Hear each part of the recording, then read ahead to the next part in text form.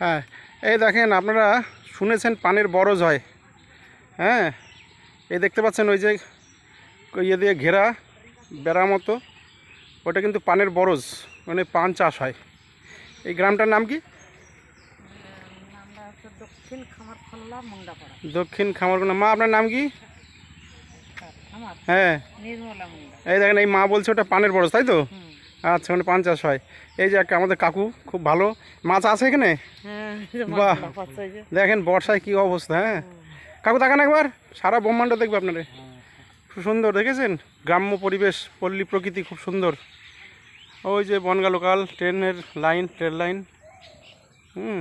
পানের বরজ। ধান দেখেন কদিন পর ধান কেটে এখন ইয়ে এসেছে। খুব সুন্দর লাগছে, আমি লোভ সামলাতে পারলাম না, এই জন্য ভিডিওটা করলাম। ভাল লাগছে বেশ পরিবেশটা।